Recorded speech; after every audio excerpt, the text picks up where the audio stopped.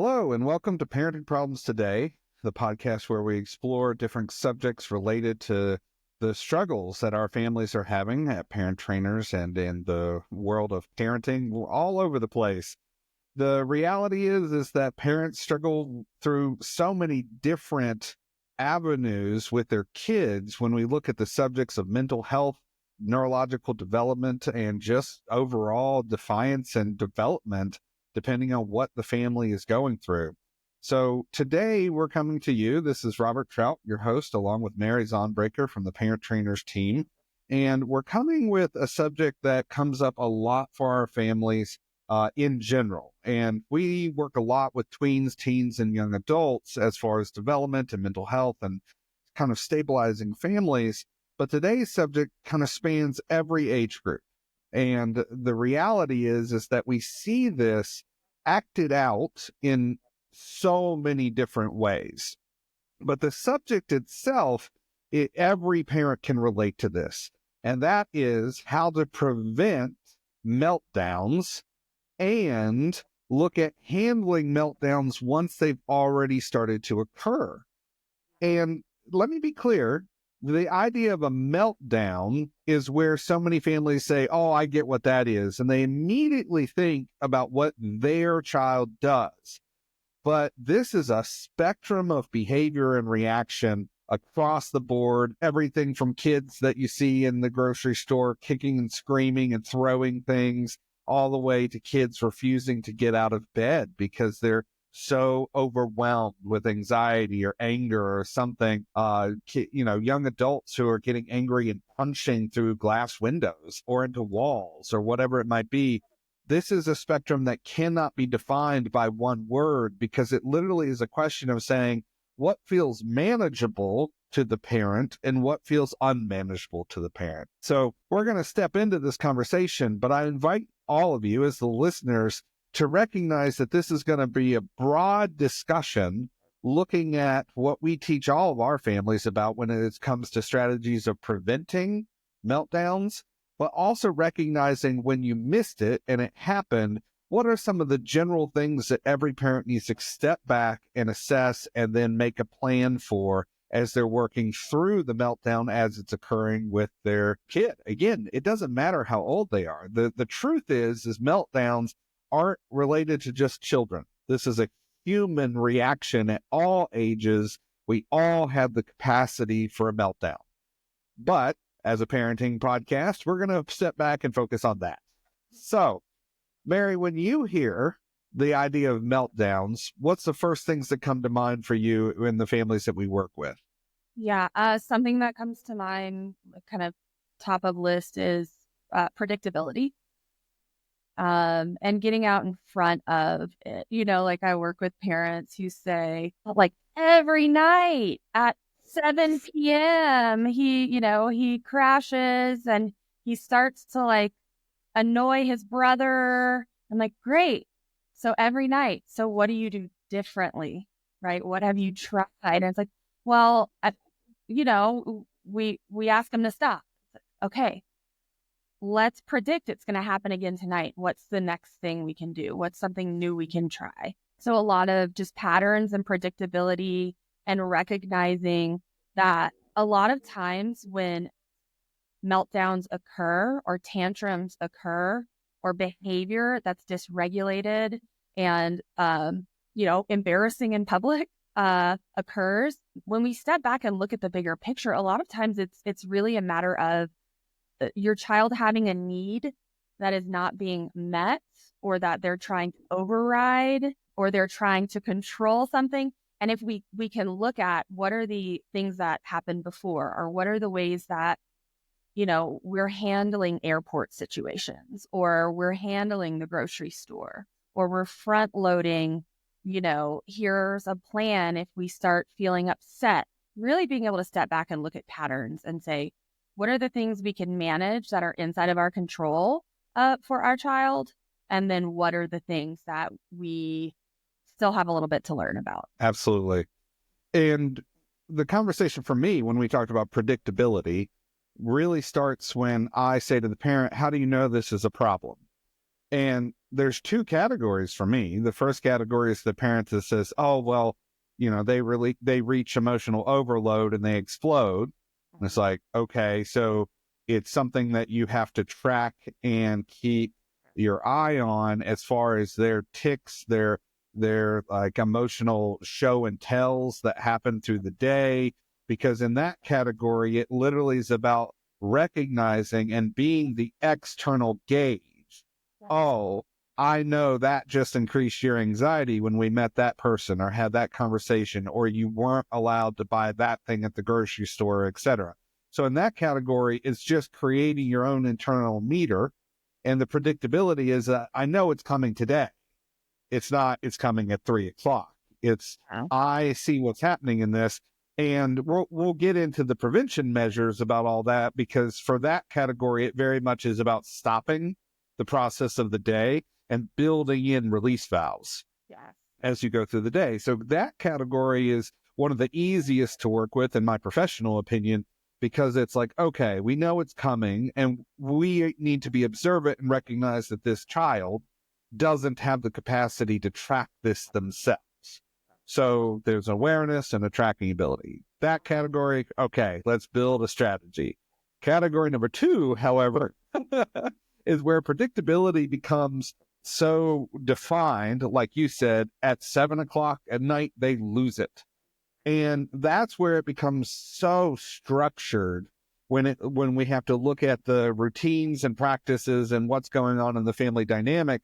Because at least for me and the families I work with, I have to be the one to say to them, you realize you're part of that, right? Like, you are doing the same thing over and over again, expecting a different result. I mean, the number of parents will be like, well, I tell them to stop. I tell them to lay down and go to bed. I like scream at them. I lose my cool. And for me, it's like, oh, okay, hold on. What that is a repetitive nature. Not only is it predictable, but it's a pattern that's not changing on either side of the equation. And that's a whole lot more work, because by the time they usually get to the point of saying, I'm so tired, I need help, it's an ingrained pattern in the family dynamic. Yeah. Thoughts on that?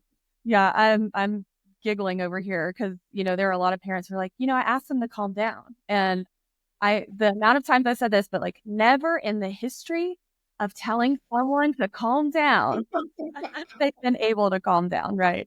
But it brings me to thinking like, as an adult, we don't even choose our meltdowns, right? And a lot of times there's like, it's wrapped up in shame and all of these things. But when we're looking at a child having a meltdown, again, it's really about, there is a need that's not being met, or there is a pattern that I have played into me, the adult, with the working prefrontal cortex, with the ability to delay gratification and self-monitor and regulate myself and not be this, get into this tete-a-tete with our toddler or our 16-year-old, right?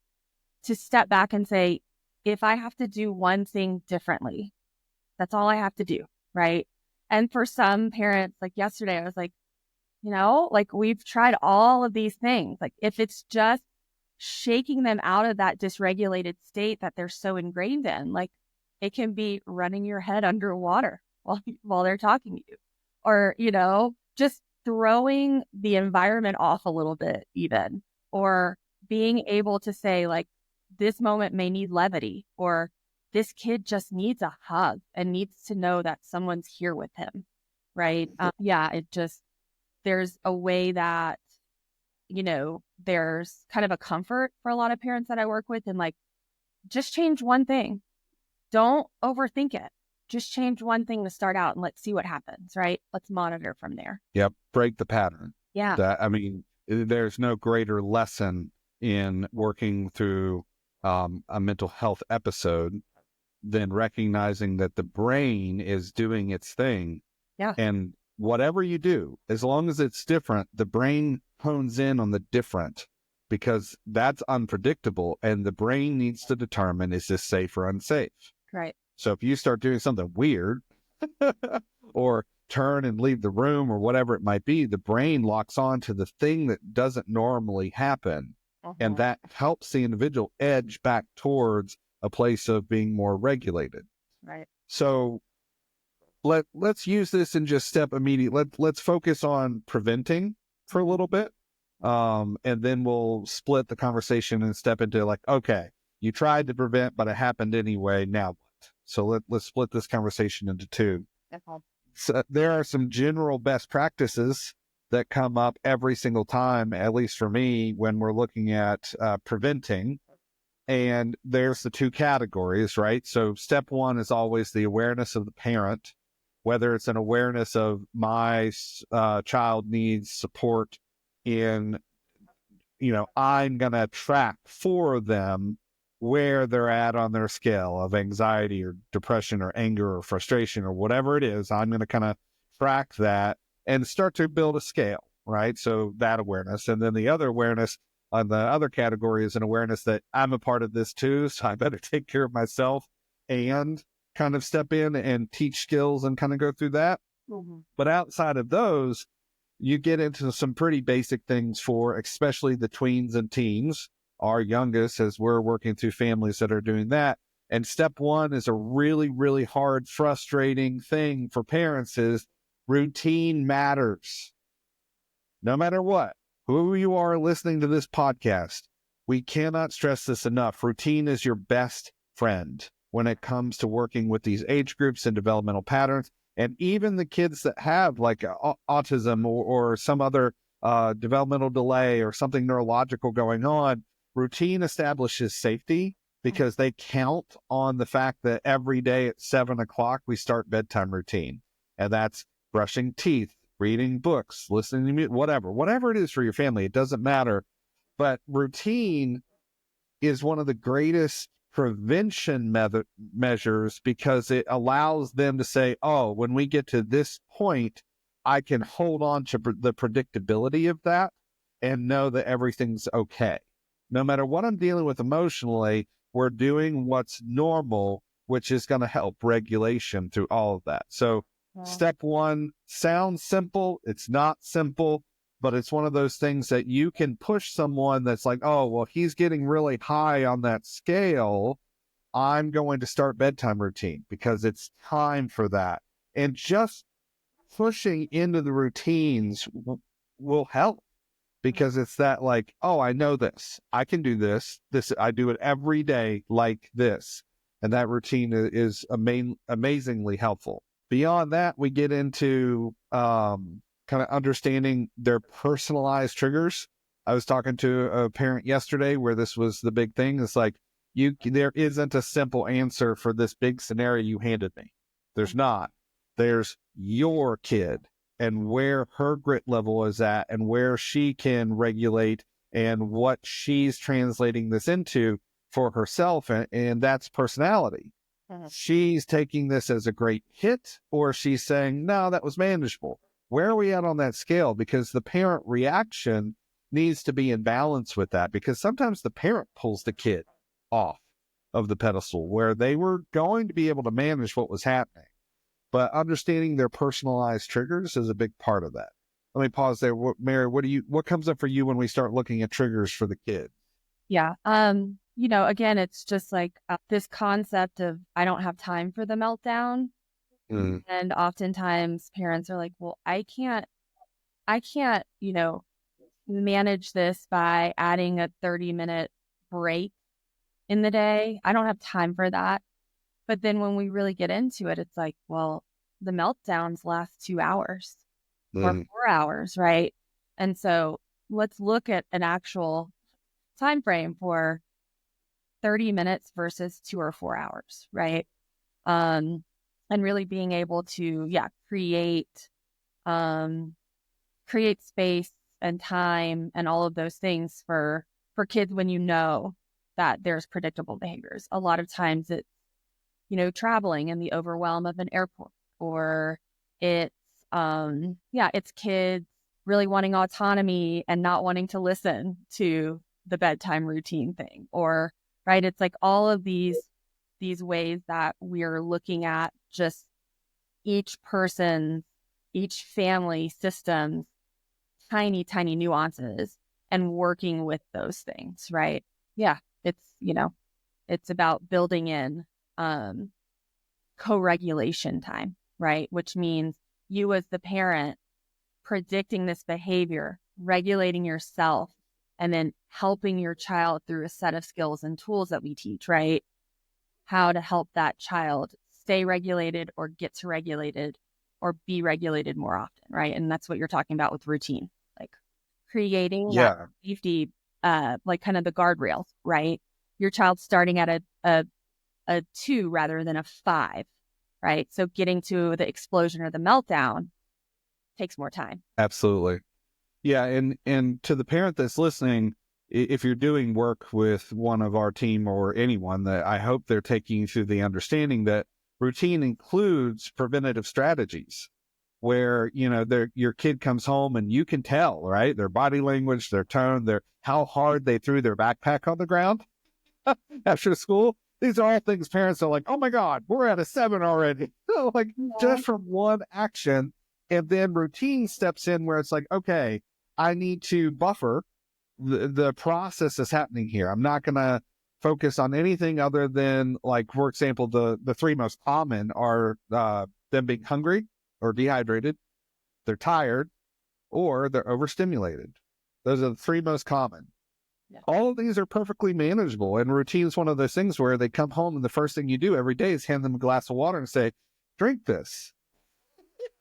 It's like, I'm going to start hitting these like known vectors or factors that are playing such a huge role in the interactions that I'm having as a parent to my child.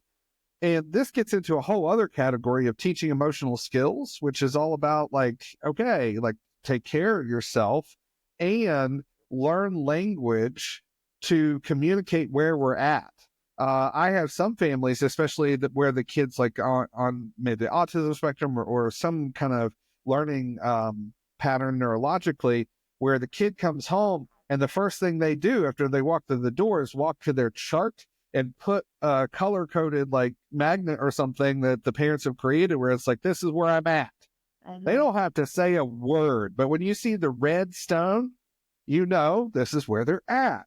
And it's all about like, okay, they're communicating in a way that works for them.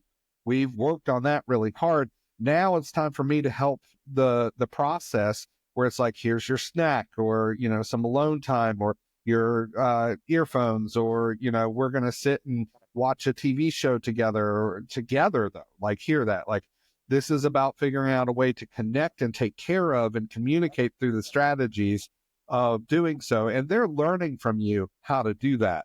So whatever skills you're using and developing, that's such a key word here, developing for them to communicate to you. Some kids are never going to be able to look at you and say, I'm really frustrated. They don't have that emotional capacity or language to be able to do so. So the parent has to develop a method that works for both to understand each other. And building that understanding is such a huge part of this. My mind's going so many places. Sorry. I actually had a friend and her toddler over the other day, and she actually was able to say, I'm frustrated. And I was like, wow, that's amazing that she has this vocabulary, right? But what comes to mind for me first, as you're talking about all this stuff is, the idea of like also giving your adolescent, right, which is, 10 to 25, choice, just a little choice. Like we forget that, they have an 8-hour day of just, I heard it said the other day, like I have a bucket of yeses. And by the end of the day, sometimes that bucket of yes or okay, fine, I'll do it is gone, right? Mm-hmm. And giving your child scheduling in some decompression time, some self-care time, right? Which is hydration, food, sometimes, just any sort of comfy corner or noise canceling, area, or just being by themselves to kind of dump some of that overstimulation from the day. Recognizing, I think it really hit during COVID or after COVID, where we were all kind of isolated for so long. And then as we started getting back out into social situations, we kind of our social meter was a little different. And we were like, whoa, I used to like doing these things. And now I actually recognize how tired I am, right?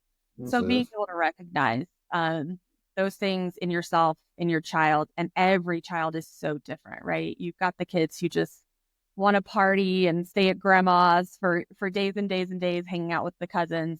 And you have the kids who need to go upstairs or to a back room and put on the noise canceling headphones and zone out for 2 hours, every couple of years. Yeah. Yep. And I guess final notes that come up for me in this category of prevention is recognizing that everything we've talked about so far in this podcast, they all weave together. Uh-huh. So if you're the parent listening to this, it's about recognizing that your kid's going to come home. Maybe they're one of those kids, just as an example, that come home and they're already overstimulated because they've been around people all day and they have a process where they're introverted or they just need that emotional release. So it's about then taking that and developing strategies that when they come home, there's time automatically built into the routine where they get food and water and time to go through things. And then the final note from that for me is getting into the idea of the choices you're offering them also must include front loading the language. Mm-hmm. So you're giving them choices and establishing the expectations by front loading what's coming next or what's going to happen later today or et cetera, but allowing them the time to hold that and still go take care of themselves. It's like, what do you need to get ready for this thing? Here are some choices that would be helpful. Do you want this or this or that or that? And really demonstrating you doing it too, okay? So many parents miss this where they hand the glass of water to the kid, but they don't drink water themselves. Right. It's like, oh, wait a minute. And that gets into the like, you are modeling the care and the space and the time and the communication where the kid walks in the door for some families and, there's a mom box and a dad box or whatever the family culture is or scenario is, like mom, dad, it doesn't matter. Like everybody has a box and in that box is a color. Dad's at a yellow, mom's at a green, I'm at a yellow, right? Like you're communicating with each other. And that's a very simplistic model. But I want everyone to hear, we're not saying every family needs to do this. These are strategies of developing a communication method that works for you. So a lot of parents don't need that. They have the capacity that the kid comes in, we sit down together, we eat and drink something, and then we talk about our day. Mm-hmm. We allow each other to hear where we're at. That could be what's normal for you. But it's all about that preventing meltdown by building in routine and healthy processes and developing a strategy to work through this. The greatest conflict I see, and Mary, I'll jump to you in a second, but the greatest conflict I see are the families that don't have anything they've built. They're just winging it and expecting everybody to just take everybody else's crap and energy and we'll figure it out, right? They miss the such important step of building a routine to allow this to happen in a way that works for the whole family system, even though it might not be ideal, or it might take 20 minutes to do this, or, whatever it might be, but the parent is a part of that. So they have to work through it. So that just springboards me into this thought of like, a lot of times when I see the issues, it's because parents have their own agenda. And by agenda, I mean like, well, I want to hear about their day, or, well, this is just how we do it. This is how we've always done it, right? Or it's disrespectful for them to have their headphones on in the car, right? And it's like, all right, and again, let's think about what is it you're actually seeking from these moments? And it's connection. And in that moment, does your child actually have the ability to connect? Some of them absolutely not, right? Some of them get in the car and like, oh my gosh, listen, what happened today, right? You don't even have to prompt them. Yep. But oftentimes it's that idea that, well, we're a family and we've got to do this together, or it's disrespectful to not say hello and talk about your day, or, we're looking at, I mean, that's, as an adult, most often we can be in connection and conversation, even if we're a little heightened or dysregulated, right? But your 10-year-old, your 14-year-old, it's still learning how to do that and how to manage everything, the complexity of what's going on for them, right? And so you being Yes. that safe space and being the person who doesn't need anything from them, you're just, hey, glad to see you, right? And then Yep. allow them what they need and then having a conversation. Hey, I noticed lately in the car, you like to put your headphones on. What does that do for you? What's that like for you, right?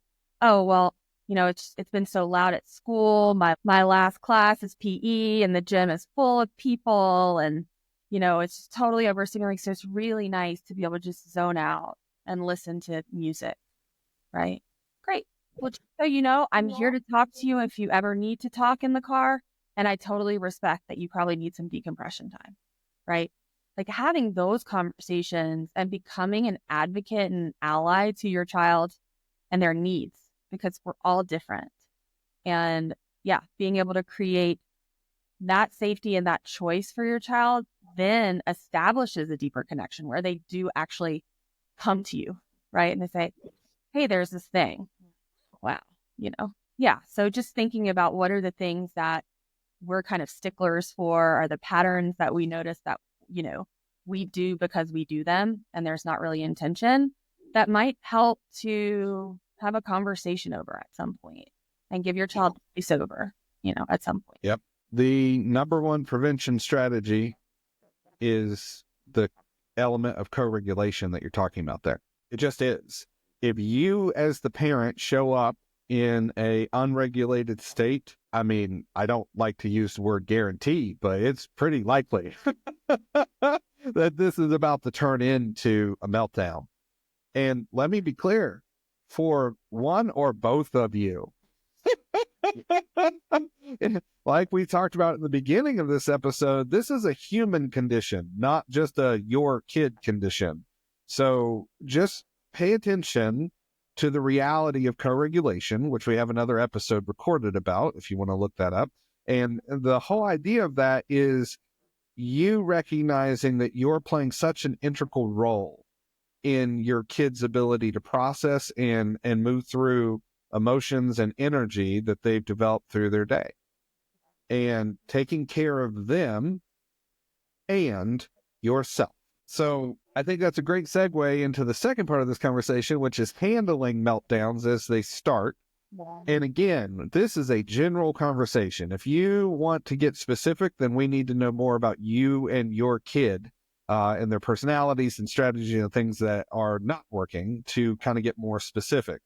But when a kid, a tween, teen, young adult, doesn't matter their age, it really doesn't. When it starts to go down, when you start to see the pattern move from manageable to not manageable, now we're moving into some general concepts to pay attention to as the parent. Like, okay, like Mary said earlier in this conversation, the next 2 hours, it's not up to you.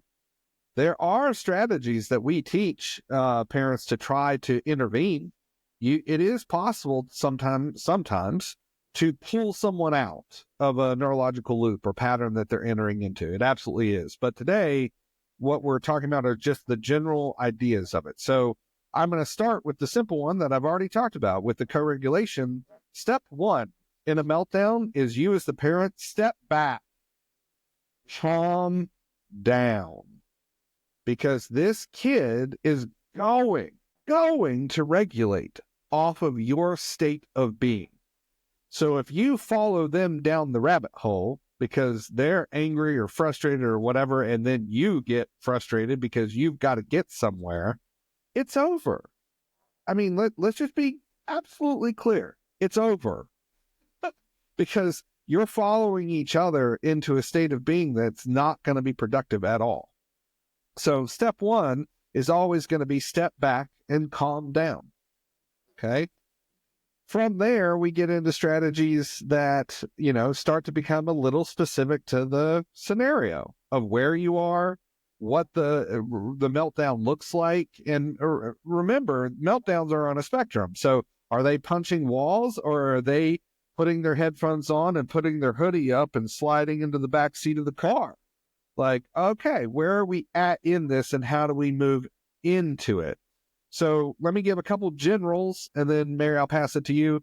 But the general things during meltdowns: step one, remove the audience.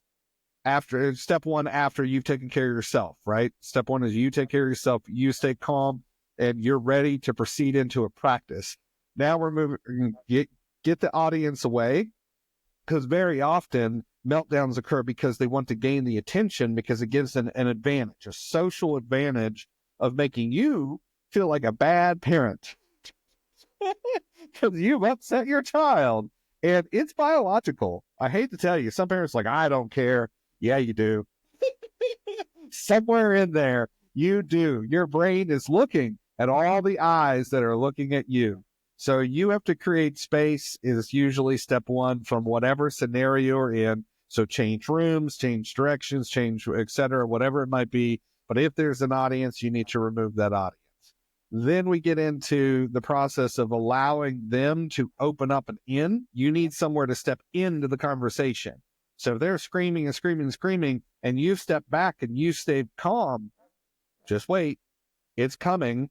There's going to be that breath, that moment that's going to open. So remove the audience, wait for the opportunity, because if you try to force your way in, they will fight harder. The brain will fight harder. They will shut down more. They will scream louder. Whatever end of the spectrum we're looking at, it doesn't matter.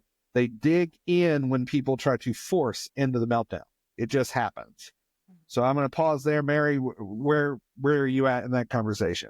It's there's something to be said about removing the audience. And, I'm going to play devil's advocate, because parents are like, okay, and like we're in an airport, and like short of dragging her to the bathroom, right? And then someone calling child services on me for drag, part of it is just acknowledging that sometimes you can't remove the audience, and sometimes you will look like the bad guy, and you are practicing something to be different, right? And you are changing a pattern, and to remind yourself, like, sometimes there will be meltdowns in public and we cannot remove the audience. If it's available to us, absolutely. If you can redirect, right? Like, let's go grab something to drink, or, hey, why don't we go get a cookie, or, whatever it is to redirect. Sure. But there are a lot of times parents say, like, it's not available to me.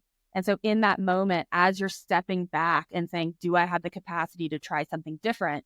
That gentle reminder of, like, I am doing something different. Children meltdown in public. I'm going to stick with this, and knowing that you can't necessarily, do everything in a vacuum. Right. Absolutely. But, the biggest thing that stands out to me about the taking the step back and pausing and looking at your bandwidth is just, it goes back to survival, right? It's like everyone's brain automatically goes into survival mode in that moment. And if you can hijack your brain and say, here are the 3 things that I know I can do in this moment, and do one thing different, right? Again, one thing different. I saw something, I read something the other day that said, a lot of people look at kids who are throwing tantrums and they go, oh, they're just doing it for attention. Yeah, they are.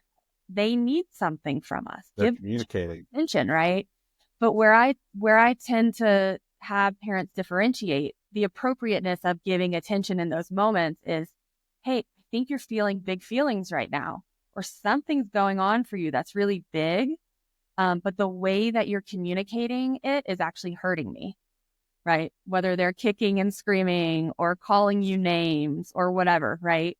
Do you think that we can talk about your big feelings, or do something to shake out the big feelings, so that we're not hurting each other while we're trying to help each other, right? Yeah. It's not whether you're giving the child's bad behavior attention or not. It's how are you creating the dialogue about it, or the understanding about it, right? Yep. And a lot of the language you just used sounds very young. Mm-hmm. And a reminder to the listener, sometimes we have 16 to 18-year-olds that developmentally are 12. Yeah. Like you can use the language appropriate to the development of the person. Mm-hmm. And that includes all the way to the young adults who are punching the walls because they're so angry And that's the moment that you have to realize some of the strategies of working through this is to, well, okay, let's back up. First and foremost, this moment with the explosion or whatever the scenario is not the moment for the mom speech. This is not going to be the deep learning moment for both of you to connect and get through. That comes later. That's processing afterwards during this. So the truth is when you're working through this and you've stepped back and you've assessed and you're giving space and all those steps, there's also that reality check of avoiding like trying to punish them in the moment for the actions and behaviors and things like that's just it's fuel to the fire because things are getting worse for them in the moment of this great emotional exchange. And that's just going to fuel whatever is going on internally for them. So we're avoiding that punishment and language and yelling and whatever it might be. And honestly, so much about the interactions comes down to your body language and position, which is why the strategy of like sometimes removing the audience is you walking away. Yeah. Right. And getting to that place of like, okay, the kid punches the wall and the parent is like, okay, turn and walk away and say, I see you're angry. We can talk when you're ready. That's it. That's the entire conversation for that scenario, because as long as it's being fueled, it's just going to go through this enormous emotional outburst and process.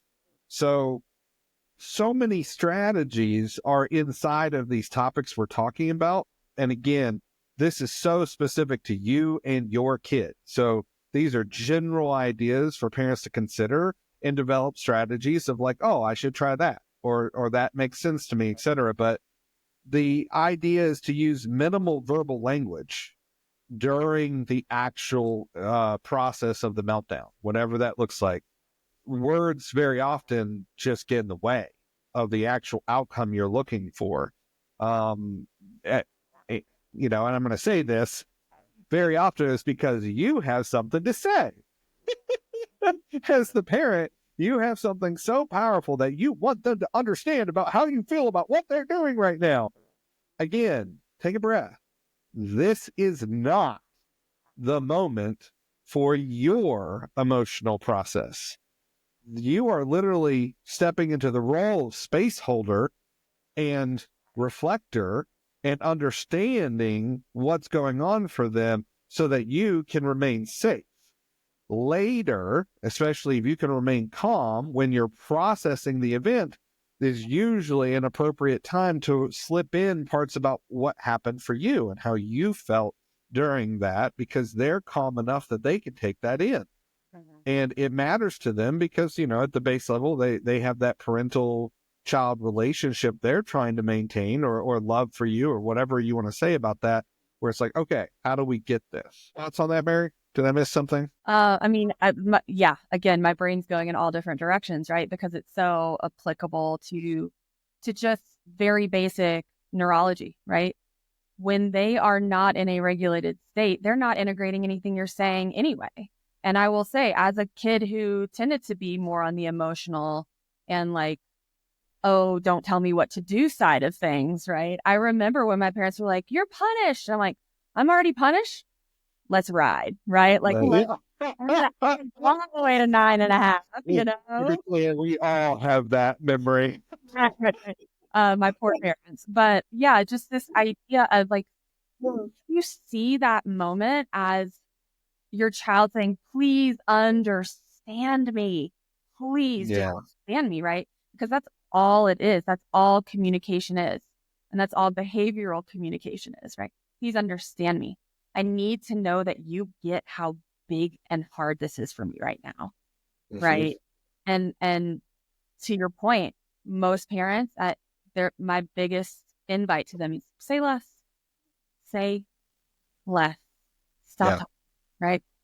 And if you can just, wait for that moment or remove yourself for your safety and say, I'm ready to talk when you are, right? Because what we're doing is we're giving language to that behavioral communication. which kids so have such a hard time doing, right? Yes. And I feel like we need to be clear on one aspect of this. The important factor to the meltdown for development and behavioral change, which is where we come in with the families we're supporting, is the parent being like, well, what should I do? Well, these are all the things that you do. What you don't do is give them what they wanted to stop the meltdown. That, I mean, the nightmare of that is just the beginning. Because what we're looking for is not for them to calm down because they've won. And it really is that. It's that like, oh, well, I got the cookie I wanted, right? And it's like, no. All these strategies are working through the emotional process. Understanding that the consistency of your answer that set this off is what you're holding to the entire time. They don't go through the emotional thing and then say, but can I have the cookie now? Oh, yeah, okay, here's your cookie. Like, you've just destroyed any education or learning or emotional development, because what they really learned is that if they do this, they get what they wanted in the first place. And I want to be clear. This is not little kids. The tweens, teens, young adult. This kid's 25 years old, which we work with those families. Yep. Same thing. Your consistency to the answer and the structure of what was like your decision, or the structure of what they can and cannot have, the reward sensors that set this off, can't change. This isn't about giving what they wanted. This is about allowing space for the emotion and the process of the emotion, leading to the outcome where you held your boundary and your decision. They had their emotional experience. And then when it was all over, you were able to reconnect and debrief what just happened and ask those questions like, hey, I saw you just had this massive emotional experience, and I know that's really hard for you. So what can we do next time to not have it go that far? What can that look like for you? And build like an actual plan that you'll follow through on the next time. Because you're going to need to say no to something the next time. And so much of this is relevant to understanding that those two things are separate. Preventing and processing through an emotional experience is its own category, not the reward center of, reinforcing behavior, good or bad. That's something completely separate. So you have to hold your line and your answer and your boundary in this as the parent, so that you maintain your structure within the family hierarchy for them to understand that your answer was the answer, not your answer was able to be manipulated to become the answer they wanted. That's a long-term disaster waiting to happen in that moment. I think that's my final words, honestly, on this. Mary, what would be your closing remarks and what we need the families to know? Yeah. So seeing these as an opportunity to understand your child better and to teach them that a regulated conversation, a safe conversation, can help them to explore what their reality is in that moment, what their perception is in that moment, right?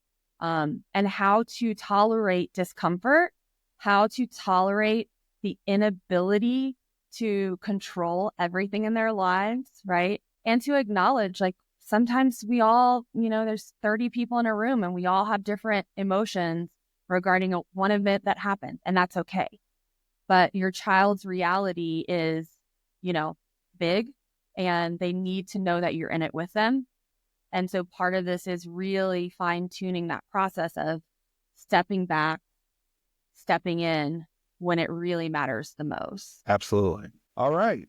Well, we hope this episode's been helpful and brought up some ideas and things to understand and think about, and maybe create a new strategy for you as a parent as you're working through this.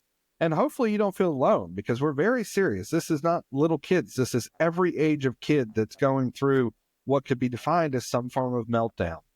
So if you have any questions or podcast suggestions, or would like to learn and become educated with us and do coaching in that process, you can find us at parenttrainers.com. And join our master classes and community, ask your questions and get support. And we'll hopefully see you there.